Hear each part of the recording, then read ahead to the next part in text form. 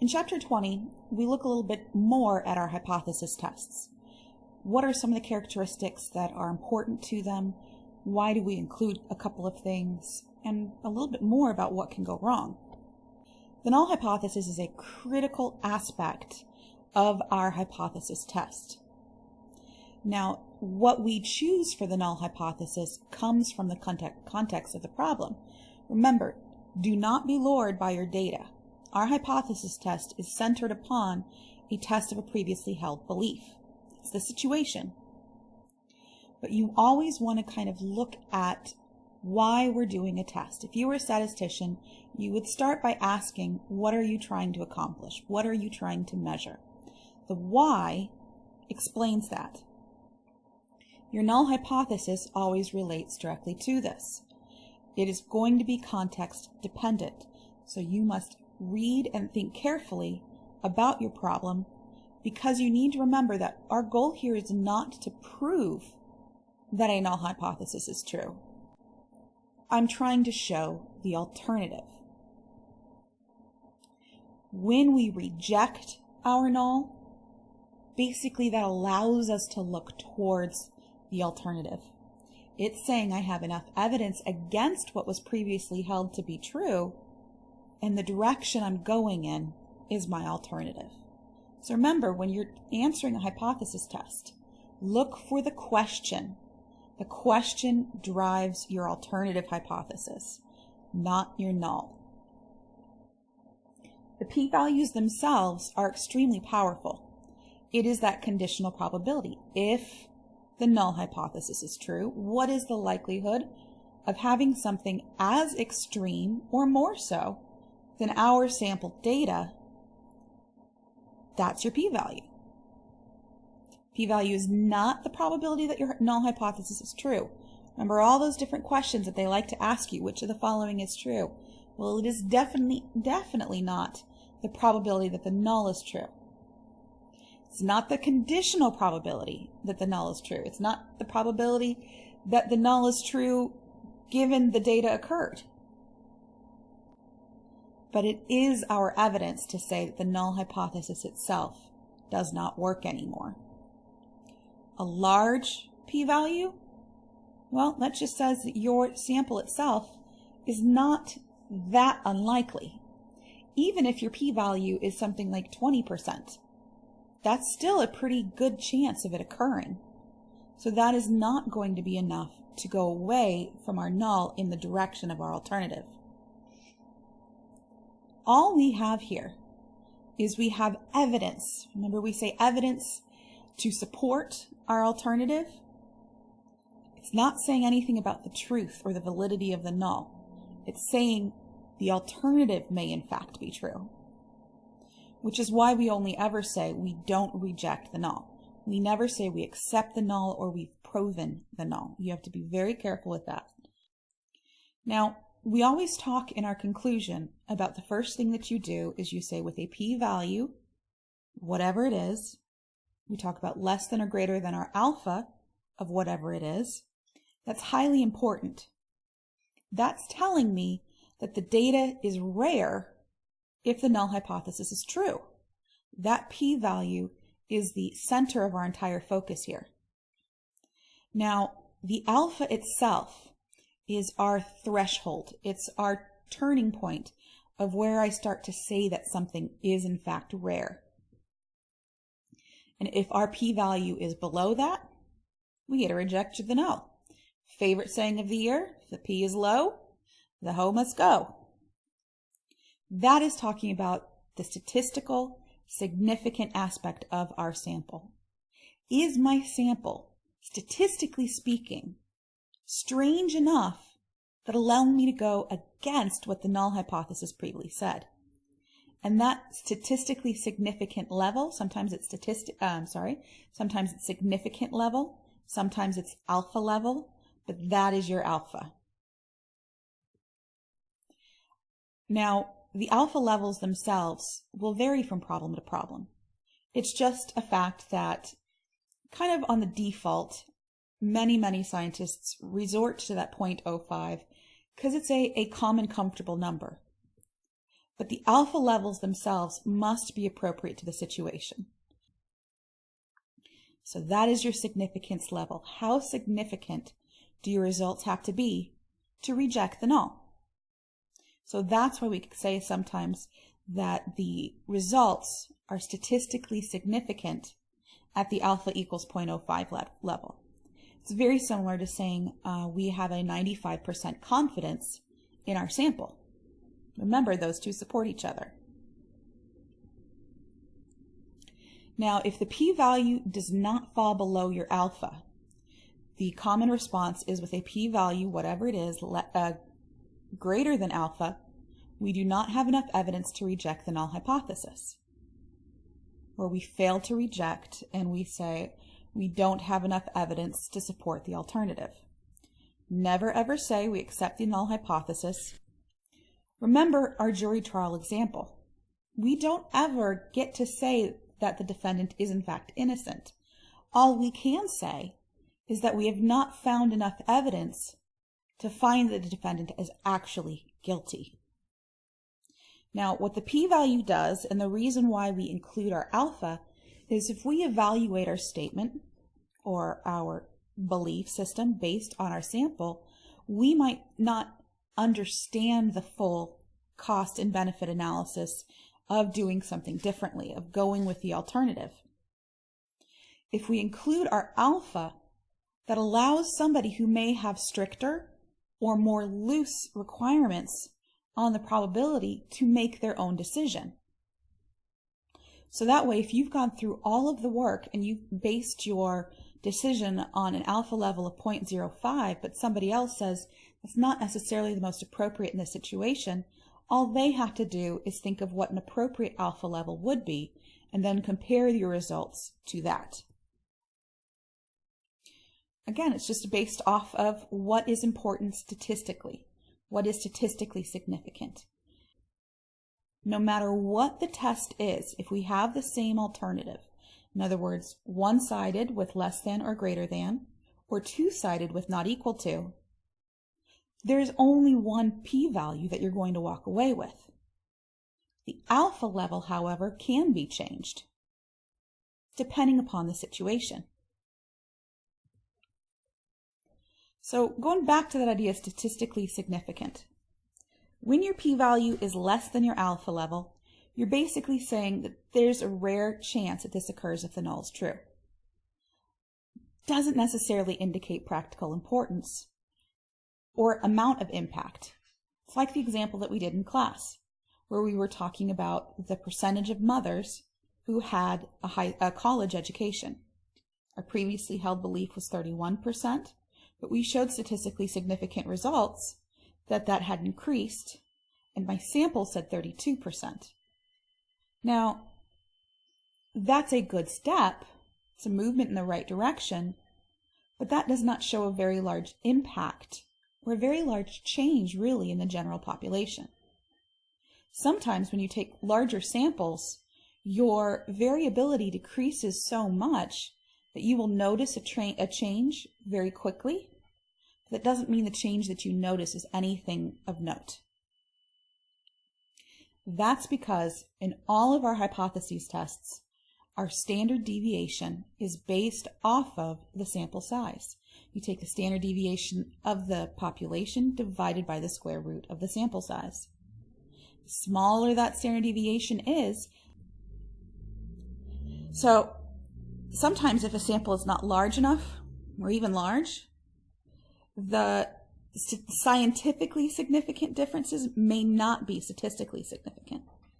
It's the flip side of the other problem. We're saying if you have a really large sample size, sometimes it's going to be easy to reject the null. But at the same time, if your sample size is small or to a certain point, it might not actually show up to be statistically significant simply because of the limitations of your sample size.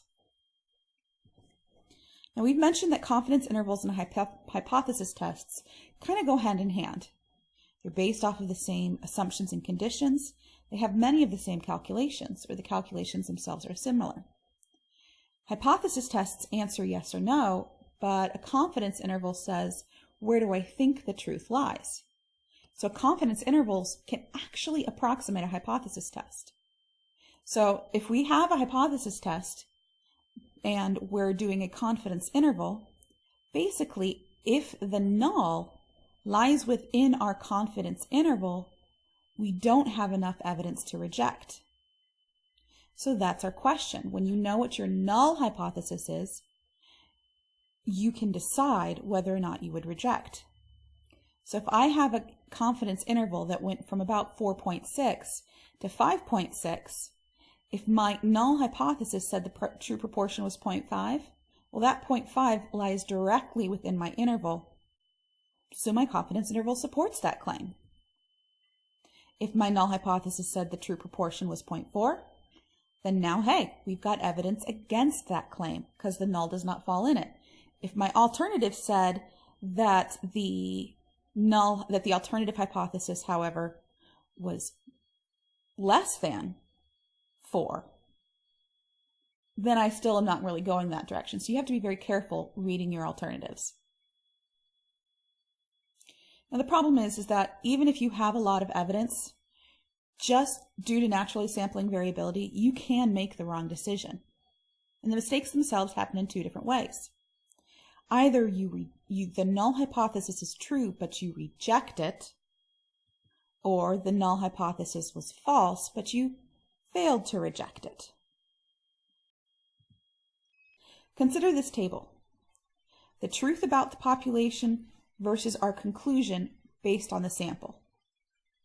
We go into a hypothesis test not knowing for certain whether the null is true or false. That's what we're hoping to determine. All we know is whether we reject or fail to reject. So these probabilities that we have described in this table are not something that I can actually fully comprehend. They're not things that I can set in stone.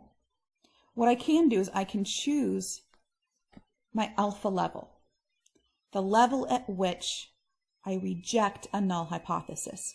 So that's why alpha pairs with rejection. The smaller the alpha gets, so the smaller I make this box here, if I pull that line up,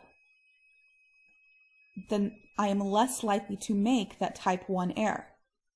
That error where I reject a hypothesis that's true. Because think about it this way. If I change my 0.05 to a 0.01, it's going to be a lot harder for me to actually reject it, even if it's false. But by making my alpha smaller, there's a greater chance that we come to a correct conclusion about a true hypothesis and fail to reject it. Another thing that happens when you change your alpha level is it actually is going to change your ability to have a power on the test. Now, the power of the test is all based upon the idea that we correctly reject, so we're rejecting a null hypothesis that is in fact false. So we only have power if the null hypothesis is false, if there's something else that is a more appropriate average for that population distribution. We can't actually calculate this beta here, the likelihood of a type 2 error occurring, the likelihood that if the null hypothesis is false, we fail to reject, because we can't calculate that without knowing what the true distribution of the population parameter is. So for our class, beta is not something that you're actually going to calculate. But what you will discuss is what happens if I change this line. This line is based off of your alpha level. If I make alpha smaller, pulling this whole bar up, you're also making your type 2 error larger. Reduce the alpha level is going to increase the risk of a type 2 error. It's also going to reduce the power of the test. If I instead take this line and I move it down this way because I make alpha bigger, if I make alpha bigger, then the likelihood that I come to a correct conclusion decreases. the probability of a type 2 error also decreases. But the power of the test increases. Okay? So you want to kind of think about how these guys pair up.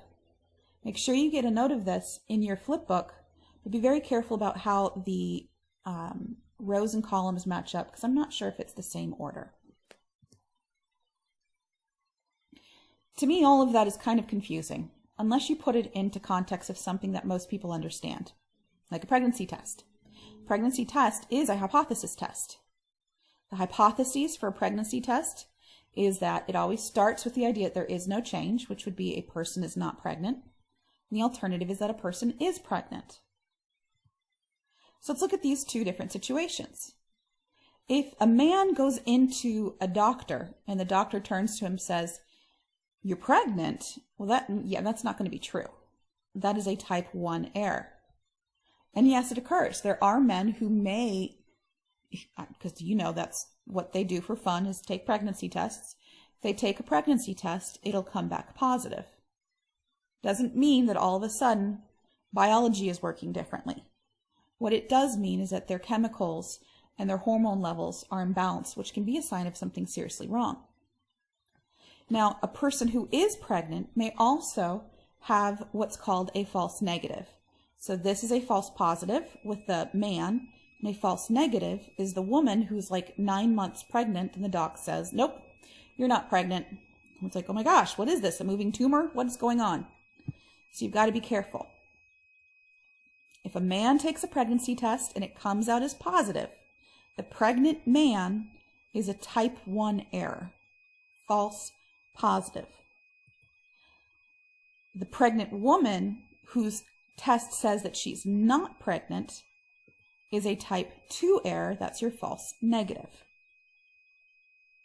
Just goes to show you should probably take a couple pregnancy tests and be careful what your gender is when you're doing it. So what we're going to do here is we're going to look at a couple different situations and determine whether or not a type 1 or a type 2 error has been made, or whether no error has been made. Remember, your type 1 error, that's your pregnant man. That's you saying that the null hypothesis is false when it actually was true.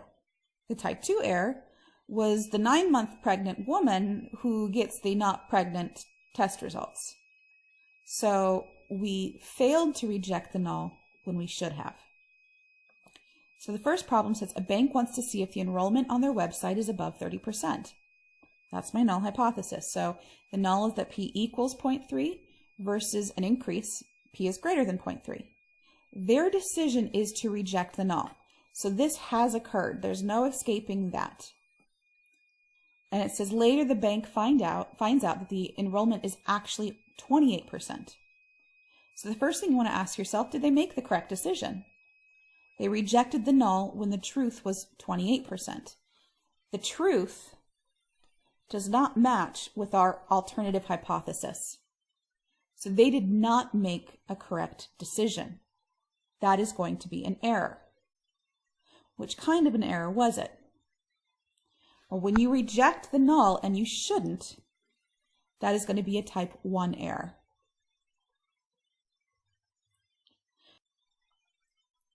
Next, we have somebody who tests 100 students to determine whether or not there is a preference between Coke or Pepsi.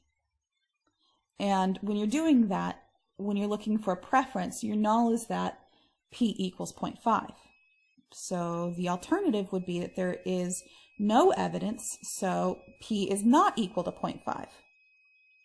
So later on, a marketing company comes back and finds that there is, in fact, no difference. So we had no evidence to suggest the alternative, and we failed to reject. Well, guess what? That was the correct decision. Correct decision, no error. We failed to reject something, and it was true. That was a good decision. Let's do one more here. Pharmaceutical company tests whether a drug lifts the headache relief from the 25% achieved by the placebo. So there's my null hypothesis. And our alternative is about whether or not it's going to lift the headache from that 25%. So the alternative is going to be greater than. Now our decision here was to fail to reject. That means we're going to stick with that 25%. We're going to stick with that. We're going to believe that that is true. But with further testing, with a much larger sample, doing it more often, we realize that the actual percentage of relief is 38%. Did we make the right decision? We failed to reject a belief of 25% and learned later that the actual percent was 38. It doesn't really have anything to do with the p-value here. We made the correct decision based off of our p-value. But with this was an error. You should have rejected that null. 25 and 38 are not the same. We actually would have gone or should have gone with the idea that is greater than. So that is a type 2 error. That is your pregnant woman who comes back with a not pregnant test. So the whole purpose of this was, as usual, to give you a chance to take some notes, start filling out your flip books. This is a very critical chapter, and this idea of errors is hugely important and common to show up on the AP test when it comes especially to the multiple choice. However, it has been making an appearance in the free response. This idea of an error is very, very important. So in summary, a type 1 error, that is your pregnant man. They rejected the null when they should not have. That's a false positive. The type 2 error is the woman who's about to give birth and is told that she is in fact not pregnant. That is where you failed to reject the null that somebody was not pregnant when in fact you should have. That is your false negative. Try your best to kind of read over those, tear it apart. This is another good thing to look in the textbook because the clarification goes a lot finer than what we've done here. Best of luck, and I will see you in class.